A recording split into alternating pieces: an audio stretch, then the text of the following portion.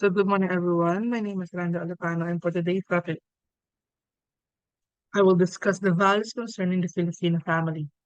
For the first value that we have is the equality of men and women.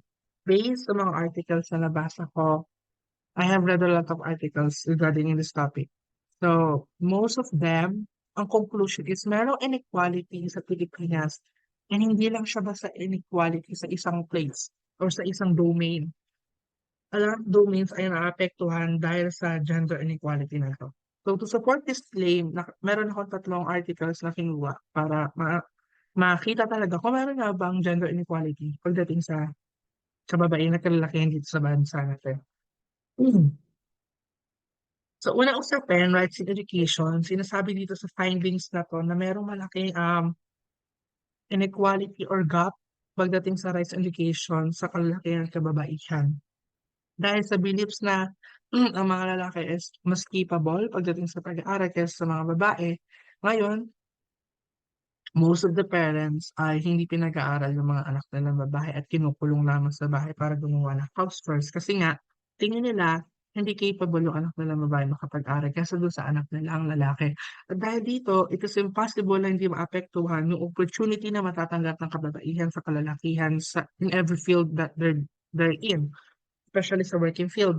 Alam niyo ba na dito sa Pilipinas is mas malaki pa rin ang nakukuha ang sahod ng mga lalaki sa babae, at dahil dito, naapektuhan ngayon ang performance sa kababaihan sa paggawa nila ng trabaho. Kasi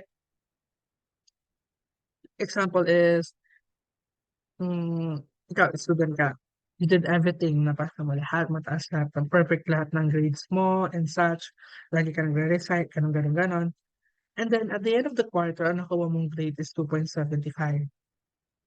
For sure, that grade will affect your performance of student in a good way or in a bad way. Ganon din sa working field ng mga kababaihan. Kasi karamihan sa kanila, mas mababa yung nakukuhang sound sa kalalakihan even though same yung task na ina-accomplish nila.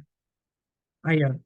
So, ang pangatlong support ang claim ko na mayroong gender inequality sa Pilipinas is the gender-based violence. Alam niyo ba na mas mataas ang violence na natatanggap ng mga kababaihan sa bansa natin kaysa sa mga kalalakihan? 17.5% ng mga babaeng edad 15 to 49 years old ay nagre-report ng physical, sexual, and emotional violence from their intimate partners. Also, makikita natin o mababasa natin sa news na even though nagre-report yung mga kababaihan ng mga ganitong uri ng violence toward their partners, makikita pa rin natin na kahit siya yung victim, karamihan pa rin sa mga Pinoy talaga is sisisihin pa rin at sisisihin sa huli yung mga kababaihan. Like may mga kasabihan lagi na kababae mo kasi tao, ba't mo ginawa yan? Ba't hindi ka mahinhin? Ganon. So, sa huli, makikita pa rin natin na even though ikaw yung victim, marami pa rin tsansa na ang masisisi is ikaw, hindi yung abuser mo. So, paano siya naging concern ng Filipino family? In every Filipino family in the Philippines, impossible na walang babaeng pati ng pamilya, no? It is impossible. Kasi paano kung na-birth, wala kang nanay, ganon and such.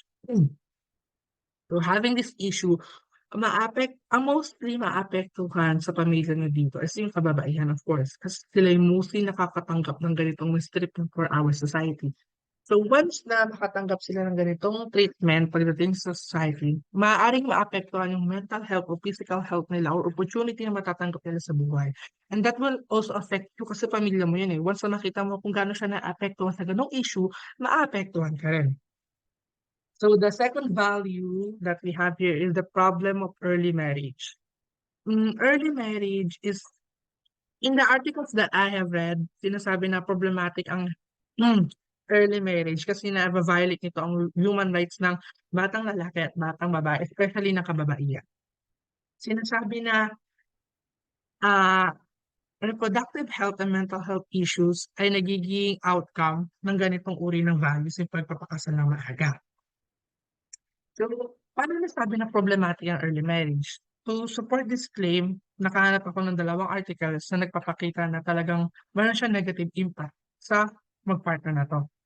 So, the economic disadvantage. Dahil nga maaga kayo nakapagpakasal, of course, hindi mawawala yung thinking na hindi kayo ready, hindi kayo prepared, wala kayong plano and such, nagmadali kayo. At dahil dito, pag nagpakasal kayo na maaga ngayon, of course magfo-focus kayo to form a family and such.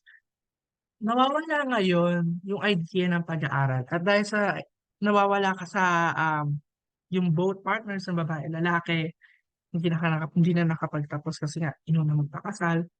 So, magiging narrow ngayon yung opportunity nilang dalawa na makakuha ng magandang trabaho dito sa bansa. At dahil dito, hmm, nagkakaroon sila ngayon ng economic disadvantage kasi nga yung makukuha nilang trabaho once na gusto nila magtrabaho is hindi kagandahan kumpara sa mga tao nakapagtapos ng trabaho.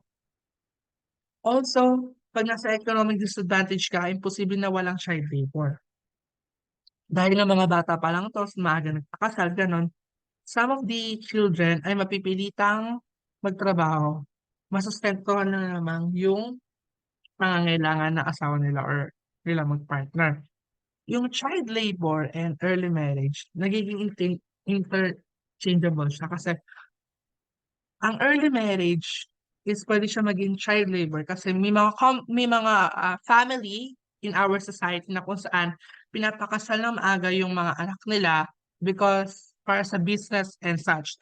At dahil dito, nagiging cause siya ng child labor kasi nga ang pag papakasal ng maaga para sa isang kumpanya or isang business is nagkakahulugang work ito.